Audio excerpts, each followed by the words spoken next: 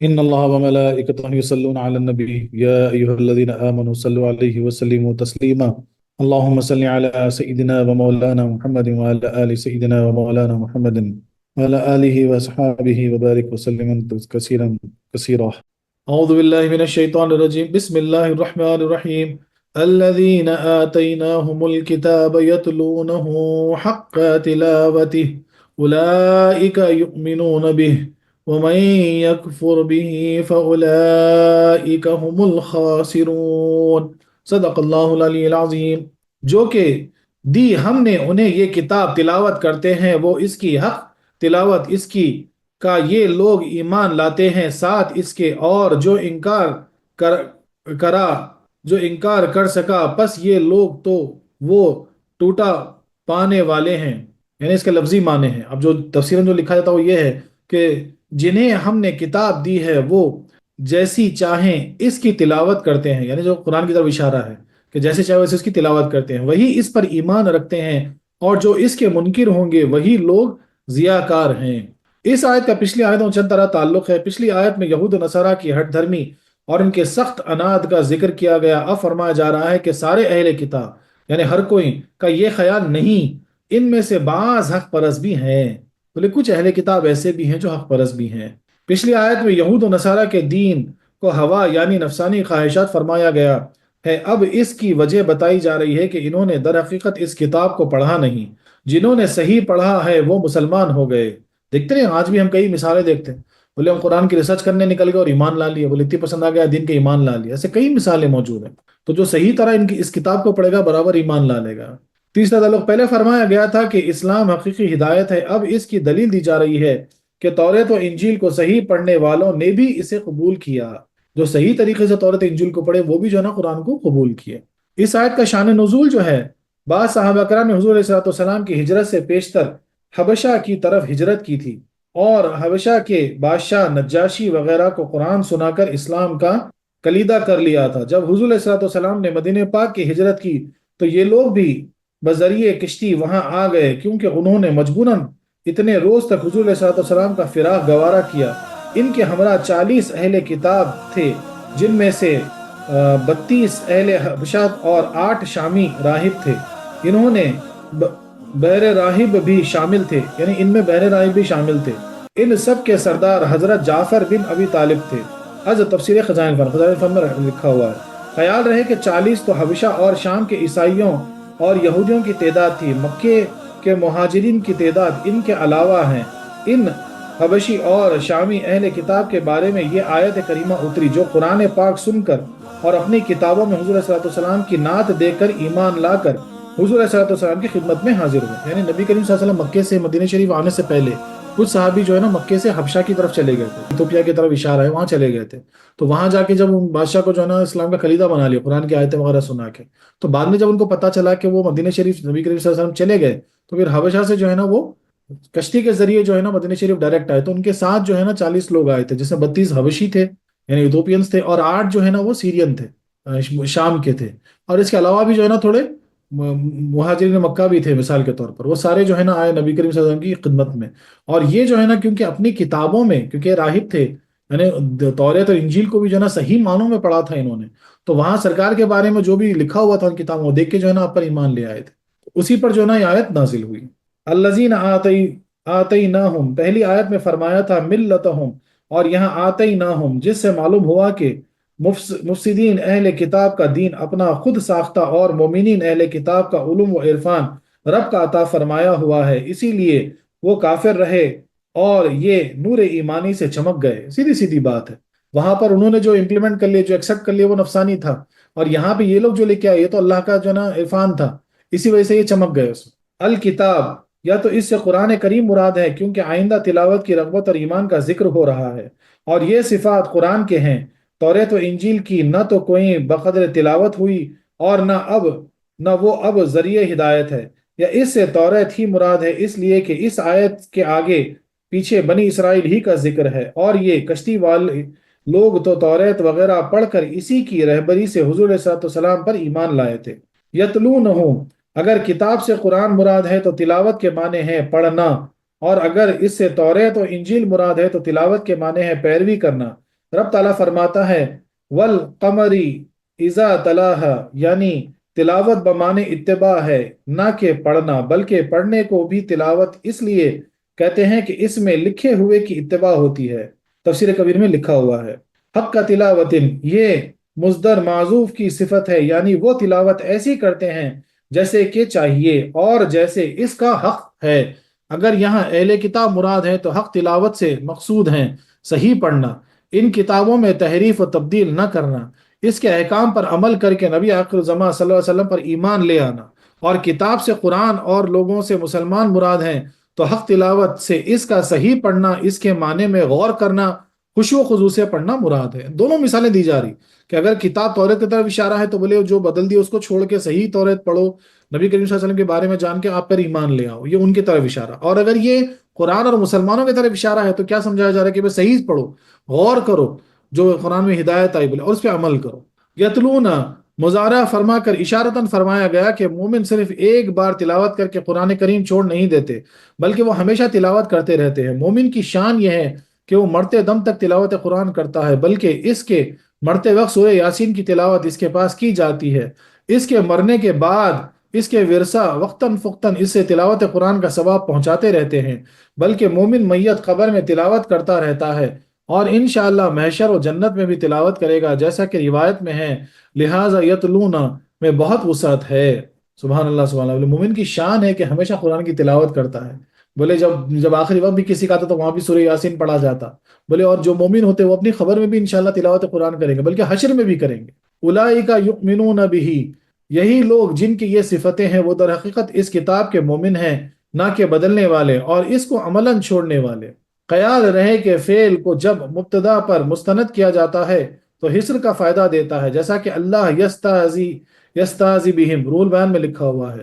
ومن یکفر بہ، اور جو کوئی اہل کتاب اس کا انکار کریں، یا تو اس طرح کہ اسے بدل دیں یا اس طرح کہ اسے قرآن یعنی نبی آخر الزمان صلی اللہ علیہ وسلم کا انکار کر دیں جس کی اس کتاب میں بشارت ہے، فَأُولَئِكَ هُمُ الْخَاسِرُونَ، پس وہ لوگ بہت ٹوٹا پانے یا نقصان پانے والے ہیں کہ قرآن پر ایمان بھی ان کو حاصل نہ ہوا اور اپنی کتاب سے بھی بے بہرے ہو گئے اور دنیا میں مقتول قیدی جلا وطن ہوئے اور آخرت میں دوزخی رہیں۔ اگر اس قسم کے لوگ آپ کی نبوت کا انکار کریں تو آپ اس سے رنجیدہ نہ ہوں، کیونکہ یہ در حقیقت اہل کتاب ہی نہیں اگرچہ بظاہر گدھے کی طرح کتاب اٹھائے ہوئے ہیں۔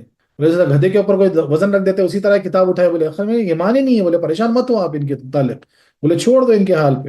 خیال رہے کہ یہ آیت اگر قرآن اور مسلمانوں کے حق میں ہے تو اس کی آخر جملے کا مطلب یہ ہوگا کہ جو قرآن کریم میں مانوی تحریف کر کے منکر ہو جائے وہ بہت نقصان میں ہے کہ اس کے قریب آ کر نکل گیا اور اس کے ماننے کا کوئی فائدہ حاصل نہ کر سکا۔ اللہ اکبر اللہ اکبر۔ اگر یہ اشارہ جو ہے یہ اگر مسلمانوں کی طرف اور قرآن کی طرف ہے تو کیا بولا جا رہا ہے کہ اس کے معنی الٹ پلٹ نکال کے جو ہے نا گمراہی میں پڑ جانا، بولے یہ اس طرف اشارہ ہے، بولے قرآن کو اتنا قریب سے حاصل کرنے کے بعد بھی جو ہے نا گمراہ ہو گئے، بولے اس کو کھو دیے۔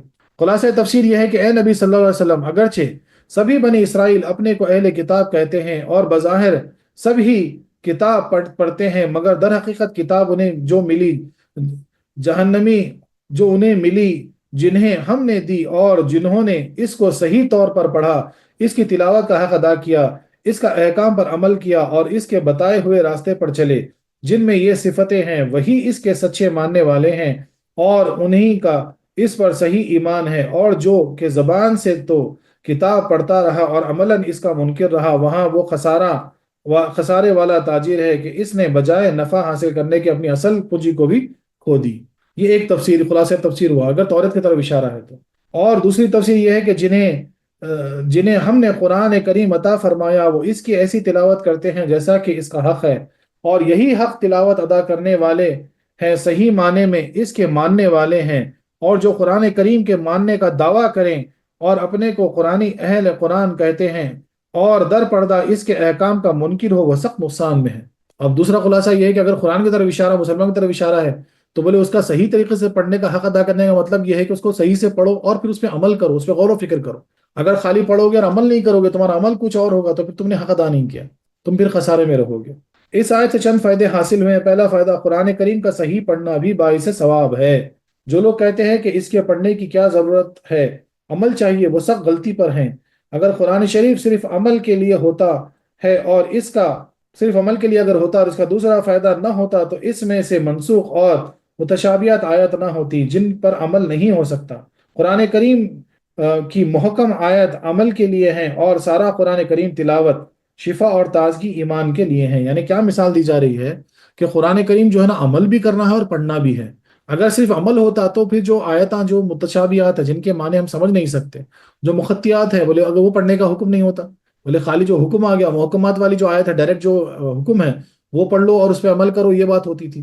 حکم تو یہ ہوا کہ اس کو پوری تلاوت کریں تاکہ جو ہے نا اگر تم کو سمجھ بھی نہیں آ رہا لیکن اس کی برکت سے جو ہے نا تمہارے روح میں تازگی پیدا ہوگی، تمہارے ایمان میں تازگی آئے گی۔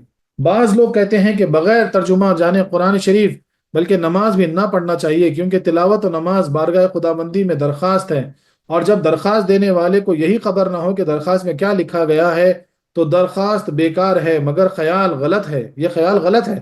اگر قرآن شریف محض درخواست ہوتا اور زبان میں بھی تلاوت کر لیا جاتا، صرف عربی کی قید نہ ہوتی، بولے اگر درخواست ہوتی تو اردو میں دعا کرتے نا، ہم اردو میں بھی کر لیتے مثال کے طور پہ، خالی عربی دعا نہیں کرتے، انگلش میں بھی دعا کرتے، کوئی لوگ چائنیز میں بھی دعا کرتے جو چینی ہے مثال کے طور پہ، جو ملیالی ہو ملیالی میں بھی دعا کرتے، کیونکہ وہ جو ہے نا درخواست ہے۔ نماز اور قرآن درخواست نہیں ہے۔ اب یہ جو ہے نا ایک نیا فتنہ ہے، اصل میں اس دور میں کیا ہے کہ کئی فرقے جو ہے نا ایک نیا فتنہ لے کے چلے، بولے نہیں نہیں، بولے پہلے عربی سیکھو، پہلے عربی جانو، بولے پھر قرآن پڑھنا، بولے ایسا جو ہے نا لے کے چلتے ہیں، ایسا ایک نئی چیز شروع ہوئی ہے تاکہ جو ہے نا آپ کو پھر کنفیوز کر کے جو ہے نا دور ہٹائیں اس چیز سے، اسے قرآن سے دور کریں، لیکن حقیقت یہ صحیح نہیں ہے۔ اس کی تلاوت کا مقصد یہ ہے کہ جو الفاظ حضرت جبرائیل علیہ السلام، نبی کریم صلی اللہ علیہ وسلم اور صحابہ نے اپنے منہ سے پڑھے وہ ہماری زبان پر پڑھی جاری ہونے ہو جائیں، جس سے باطنی طہارت نصیب ہو، برکت حاصل ہو۔ بے شک آپ تصور تو کرو، قرآن پڑھتے وقت اگر تم نے یہ تصور کر لیا کہ یہ جبرائیل امین لے کر آئے لوح محفوظ سے، جبرائیل امین کی زبان سے نبی کریم صلی اللہ علیہ وسلم سنے، نبی کریم صلی اللہ علیہ وسلم کی زبان مبارک سے صحابہ کرام سنے، اور اتنے صحابی اپنے مبارک زبان سے اس آیت کو پڑھے تو ہم پڑھ رہے ہیں ہماری گندی میلی کچلی زبان سے، تو سوچو اس تصور سے ہی خالی جو ہے نا تمہارا ایمان میں کتنی تازگی ہو جائے گی، تمہارے اندر کتنی پاکی ہو جائے گی۔ اللہ اکبر اللہ اکبر۔ مرکب دوا مریض کیوں مفید ہے، خواہ ہمیں اس کی اجرا کی خبر ہو یا نہ ہو، دلائلتی پنڈت دوائیں یا بلا تحقیق اجرا ہیں، ہر بیمار استعمال کرتا ہے قرآن قرآن تب ایمانی کی دوا ہے جو کارخانہ قدرت میں تیار ہوئی، نیز یہ قرآن حضور کی بولی ہے، رب کو اپنے محبوب کی بولی پیاری ہے، تم طوطے اور مینا کی بولی پیاری اگرچہ وہ نہ سمجھیں، رب کو جناب مصطفیٰ کی بولی پیاری، بولنے والا اسے سمجھے یا نہ سمجھے۔ اللہ اکبر اللہ اکبر۔ کیا مثال دی جا رہی ہے کہ آپ نے ایک طوطا پالا اور وہ خود بھی بولتا تو آپ کو بہت اچھا لگتا، بہت مزہ آتا، آپ کو سمجھ میں کچھ نہیں آتا کیا بول رہا، بولے اسی طرح نبی کریم صلی اللہ علیہ وسلم کی جو عربی بولی تھی، عربی زبان تھی، اللہ کو اتنی پسند کہ اسی بولی میں اللہ نے سننا پسند کر دیا۔ سبحان اللہ سبحان اللہ۔ تو بولے تم سمجھو نہ سمجھو، بولے طوطے کی طرح بولتے رہو کیونکہ وہ حبیب کا کلام ہے، وہ حبیب کی بولی اللہ کو بہت پسند ہے۔ قرآن پاک کا صحیح طور پر ادب، خشوع و خضوع سے پڑھنا ایمان کی علامت ہے۔ قرآن شریف کو بہت ادب سے تلاوت کرنا، خشوع خضوع کے ساتھ سننا جو ہے نا یہ ایمان کی علامت ہے۔ اسی لیے میں کیا کہتا ہوں بار بار، ہم جو تفسیر پڑھ رہے ہیں پورا خشوع خضوع کے ساتھ سنو، جو ہے نا یہ ایمان کی دلیل ہے۔ تیسرا فائدہ، اس تلاوت سے فائدہ ہوگا جو کہ نیک نیتی سے ایمان کے ساتھ ہو، ایمان چھوڑ کر صرف تلاوت کرنا قرآن کریم کو اپنے خلاف گواہ بنانا ہے۔ بولے نیک نیتی سے، بولے ایمان کے لیے پڑھنا جو ہے نا، اگر بغیر ایمان کے قرآن کی جتنی تلاوت کرو گے قرآن خود گواہی دے گا کہ یہ بے ایمان تھا۔ چوتھا فائدہ، حق تلاوت میں بہت گفتگو ہے۔ عبداللہ ابن عباس رضی اللہ عنہما فرماتے ہیں کہ حق تلاوت یہ ہے کہ قرآن کریم کے حلال و حلال جانے، قرآن کریم کے حلال کو حلال جانے اور اس کے محرمات کو حرام سمجھیں اور اس کے حروف کو صحیح ادا کریں۔ اب دیکھیے ایک صحابی کیا فرماتے ہیں، حضرت عبداللہ ابن عباس رضی اللہ عنہ فرماتے ہیں کہ قرآن کو صحیح طرح پڑھنا، اس کا ادا کرنا مطلب کیا، جو قرآن میں حرام قرار دیا گا اس کو حرام جانو، جس سے بچنا ہے اس سے بچو، جو حلال قرار دے گا وہ حلال جانو، بولے اور حروف کو صحیح طرح ادا کرو۔ غفلت سے غلط پڑھنا حرام ہے اور عمدن غلط پڑھنا کفر ہے۔ غفلت سے بھی تم غلط پڑھ لے تو حرام ہے، اور چاہ کے غلط پڑھ لے تو کفر ہو گیا، سیدھی سیدھی بات، کیونکہ یہ بھی قرآن کریم کی تحریف ہوگی۔ بے شک حضرت عمر رضی اللہ عنہ فرماتے ہیں، حضرت عمر رضی اللہ عنہ کیا فرماتے ہیں، حق تلاوت یہ ہے کہ جب جنت کا ذکر آئے تو رب سے مانگیں اور جہنم کا ذکر میں اس سے پناہ مانگے۔ اللہ اکبر۔ آپ کیا فرماتے ہیں، عمر کیا فرماتے ہیں، جب جنت کا ذکر آیا تو بولے وہ خوشی، وہ آزادگی سے اللہ سے اسے مانگو، اور بولے جب دوزخ کا ذکر آئے تو بولے گھبرا جاؤ، اللہ سے جو ہے نا اس کی پناہ مانگو۔ عبداللہ ابن عمر رضی اللہ عنہ فرماتے ہیں کہ حضور صلی اللہ علیہ وسلم سے روایت کی ہے کہ حق تلاوت یہ ہے کہ اس کے حلال کو حلال جانیں اور اس کے حرام کیے ہوئے کو حرام مانیں، اور جس طرح اترا ہے ویسے ہی پڑھیں، اس کے کلمات میں تحریف نہ کریں اور اس کے معنی کی غلط تعویل نہ کریں، دنیا داروں کی خاطر اس کے احکام نہ چھپائیں۔ اللہ اکبر۔ حضرت حسن بصری رحمۃ اللہ علیہ فرماتے ہیں کہ حق تلاوت یہ ہے کہ قرآن کی ظاہری آیتوں پر عمل کریں، بولے جو آیت ظاہری ہے، محکمات ہے، اس پہ عمل کریں، متشابہات پر ایمان لائیں، بولے سمجھ میں آئے نہ اس پہ ایمان رکھیں، اور جو آیت سمجھ میں نہ آئے وہ علماء سے پوچھ لیں، اپنی عقل کو اس میں دخل نہ دیں۔ تفسیر عزیزی میں لکھا ہوا ہے، بولے عقل سے اس میں دخل نہ دیں، بولے اگر سمجھ نہیں آئے عالم سے پوچھ لو۔ اب یہاں پر ایک مسئلہ ہے، تلاوت قرآن کے آداب یہ ہیں کہ پڑھنے والا باوضو قبلہ ہو کر پڑھے، پڑھنے والا باوضو ہو کر قبلہ ہو کر پڑھے، سننے والا ادب اور تعظیم سے خاموش ہو کر سنے، کوئی سن رہا ہے تو ادب سے تعظیم سے خاموش ہو کر سنے، جہاں لوگ کام کاج میں مشغول ہو وہاں بلند آواز سے تلاوت نہ کریں، یعنی یکسو ہو کر اطمینان قلب سے پڑھے، پڑھتے وقت حضور قلب اور خشوع خضوع ضروری ہے، اگر معنی جانتا ہو تو ان میں غور کرتا جائے اور نہ فقط عبارت قرآن پر ہی دھیان رکھے، اس کی عبارت بھی بہت لذیذ اور پرلطیف ہے۔ یعنی کیا بولا جا رہا ہے کہ ایک تو کیا اگر معنی معلوم ہو تو اس پہ غور کرو آیت، اور نہیں معلوم ہو تو عبارت پہ غور کرو، خالی آیتوں کو جو ہے نا اس کی عبارت پہ بولے وہ بھی بہت لطیف ہے، بہت مزیدار ہے۔ چند آدمی مل کر قرآن کریم بلند آواز سے نہ پڑھیں، یا تو سب آہستہ پڑھیں یا ایک بلند آواز سے پڑھیں، باقی سب سنیں۔ بولے جب 4-5 لوگ یعنی کچھ لوگ جمع ہوں، سب مل کے زور سے قرآن نہ پڑھیں، خاموشی سے پڑھیں، یا پھر اگر ایک پڑھے اور سب سنیں۔ یہاں ایک اور ایک مسئلہ ہے، قرآن یاد کرنے والے بچوں پر یہ پابندی نہیں، وہ سب مل کر بلند آواز سے پڑھ سکتے ہیں کیونکہ وہ تلاوت قرآن نہیں بلکہ تعلیم قرآن ہے۔ اسی لیے شامی نے فرمایا کہ تلاوت کرتے وقت اعوذ پڑھے مگر استاد کو سناتے وقت اعوذ نہ پڑھے، کیونکہ اعوذ باللہ سنت تلاوت ہے نہ کہ سنت تعلیم۔ بولے مدرسے کے بچوں کو دیکھتے ہیں پورے ایک ساتھ بولتے رہتے، پورے پڑھتے رہتے زور زور سے، کیونکہ یاد کر رہے ہیں، وہ تعلیم ہے۔ تو بولے مول صاحب کو جب سنا رہے بولے اعوذ نہیں پڑھے تو بھی چلے گا کیونکہ تعلیم ہے، وہ تلاوت میں اعوذ جو ہے نا سنت ہے۔ باب شامی صفت الصلاح میں جو ہے نا لکھا ہوا ہے۔ اب پہلا یہاں پہ کچھ اعتراضات ہیں، اگر اس آیت میں کتاب سے قرآن شریف مراد ہے تو یہ آیت شان نزول کے مطابق نہ رہے گی، کیونکہ یہ حبشہ کے یہودیوں اور عیسائیوں کے بارے میں آئی۔ اس کا جواب سنیے، چونکہ یہود و عیسائی قرآن کریم پر ایمان لا کر یا ایمان لانے کے لیے حاضر دربار ہوئے تھے، اس لیے انہیں قرآن کریم مل چکا ہے اور یہ اس کے صحیح معنی میں تلاوت کرنے والے تھے، لہٰذا شان نزول سے اس کی کوئی مخالفت نہیں۔ روایت میں تو یہ آیا ہے کہ حضرت جعفر طیار نے جب نجاشی کے دربار میں سورہ مریم اور سورہ طٰہٰ کی تلاوت فرمائی تو خود بادشاہ اور اس کے درباری زار و خطار رونے لگے۔ اسی طرح نجاشی کی قوم کے 17 آدمی حضور کی خدمت میں حاضر ہوئے تو حضور سے سورہ یاسین سن کر بہت روئے، جس کا ذکر اس آیت میں ہے۔ وَإِذَا سَمِعُونَ مَا أُنزِلَ إِلَى الرَّسُولِ، نیز یہ لوگ ادب اور تعظیم سے تلاوت قرآن کرنے لگے تھے۔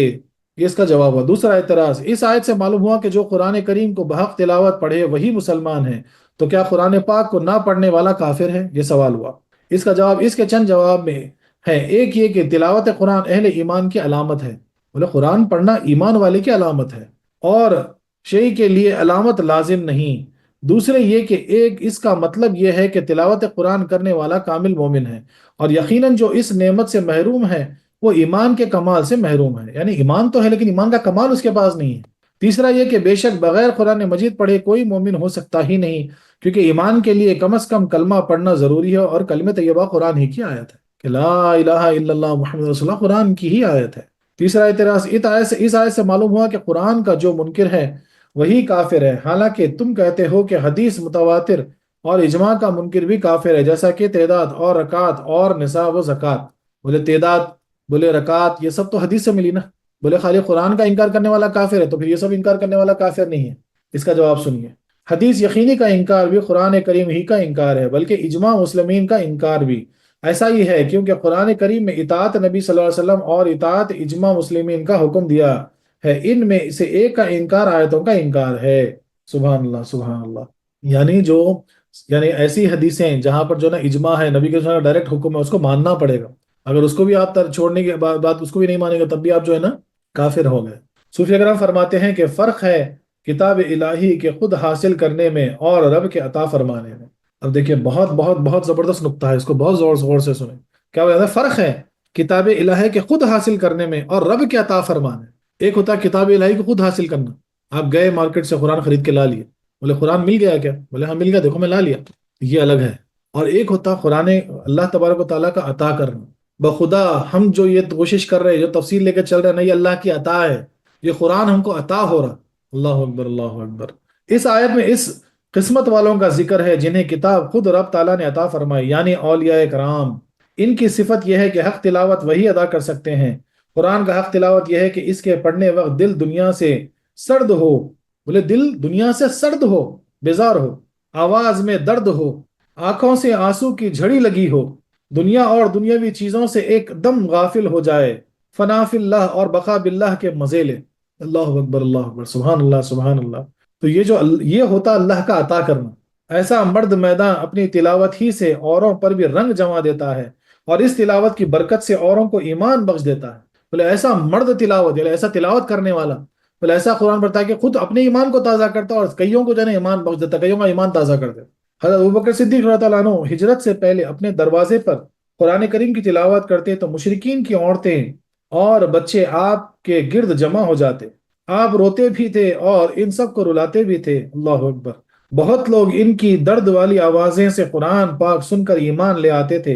انہی کی یہ صفت ہے۔ سبحان اللہ سبحان اللہ، کیا پیاری بات۔ اولئک یؤمنون بہ، کہ وہ اس تلاوت کے ذریعے لوگوں کو ایمان بخش دیتے ہیں اور سب کو ایمان میں لے لیتے ہیں، لیکن من یکفر بہ، وہ ایسے پاک بازوں سے قرآن پاک سن کر بھی کافر رہے یا ان کے درد کا انکار کریں، وہ بہت نقصان والا ہے۔ ان لوگوں نے تو اس تلاوت ہی کے ذریعے روحانی بیماریوں کے سوا جسمانی بیماریوں کو بھی شفا بخشی۔ بے شک روحانی بیماری نہیں بلکہ جسمانی بیماری، ہم دیکھتے ہیں نا قرآن تلاوت سے کئی جو جسمانی بیماریوں کو بھی شفا ہو جاتی۔ وہی قرآن کریم صحابہ کرام بھی پڑھتے تھے کہ ان کی ایک آیت سے سانپ کاٹے ہوئے کو بھی شفا مل جاتی تھی، اور وہی قرآن کریم ہم بھی پڑھتے ہیں، مگر اس میں یہ تاثیر نہیں، کیونکہ وہ تلاوت کا حق ادا کرتے تھے اور ہم یہ نہیں کرتے۔ اللہ اکبر اللہ اکبر۔ رب تعالیٰ اپنے فضل و کرم سے ہم کو وہ دل و زبان عطا فرمائے جس سے حق تلاوت ادا ہو جائے۔ صوفیہ کرام فرماتے ہیں کہ نقش قرآن کی جگہ کاغذ ہے، الفاظ قرآن کی جگہ سننے والے کے کان اور تلاوت کرنے والے کی زبان، مضامین قرآن کی جگہ مومن کا دماغ، انوار تجلیات قرآن کی جگہ قرآن کا دل ہے، مومن کا دل ہے۔ یعنی انوار تجلیات قرآن، جو قرآن کے انوار تجلیات ہے وہ جگہ کا ہے، مومن کا دل ہے۔ نقوش و مضامین و معنی تو استادوں کے ذریعے مل جاتا ہے، مگر انوار قرآن صرف عطائے ربانی سے، جیسے فرمایا آتیناہم الکتاب، جو کسی کو بلا واسطہ اور کسی کو صاحب نظر کی نظر عنایت سے نصیب ہوتا ہے۔ بولے کسی کو جو ہے نا بلا واسطہ دیتا، کسی کو جو ہے نا یعنی کسی کو بلا واسطہ مل جاتا، اور کسی کو جو ہے نا صاحب نظر کی نظر سے عطا ہو جاتا۔ صاحب نظر تو پتھروں پر نقش جمع دیتے ہیں، کیا ہے کہ مومن کا دل، بولے جب پتھروں پہ ان کا نقش جما دیتے ہیں، بولے پتھر ان کے تابع ہو جاتے ہیں، بولے کیا مومن کا دل نہیں ہو سکتا؟ حضرت خواجہ بہاؤالدین نقش بندی نے ایک کمہار کے پکے ہوئے، اللہ اکبر اللہ اکبر، آوے کو نگاہ بھر کے دیکھا تو نار کو نور بنا دیا اور ہر برتن پر اس میں ذات کندہ کر دیا۔ اس دن سے ان کا لقب نقش بند ہوا۔ تو نا حضرت سلطان یعنی بہاؤالدین نقش بندی رحمۃ اللہ علیہ جو ہے بہت بڑے بزرگ گزرے تھے۔ ایک مرتبہ جو ہے نا جو برتن بناتے ہیں نا لکڑی کا مٹی کا برتن بنا کے جو آوے میں رکھتے، تو جیسے کنوار میں آوے کو جو دیکھا نظر سے آپ تو آوا جو ہے نا نوری ہو گیا، ناری جا کے نوری ہو گیا، اور جتنے برتن تھے سب پہ جو ہے نا اللہ کا نام جو ہے نا وہ ہو گیا، پرنٹ ہو گیا، نقش اس کا نقش بن گیا۔ اسی وجہ سے اس دن سے آپ مشہور ہو گئے نقش بندی۔ تو نقش بندی سلسلہ جو چلا مثال کے طور پر، آپ بہت بڑے بانی ہیں نقش بندی سلسلے کے۔ اسی طرح حضور کے جسم کا مقام اور دل کا مقام اور روح کا مقام اور حضور کی نورانی تجلیات کی جگہ اور ہے۔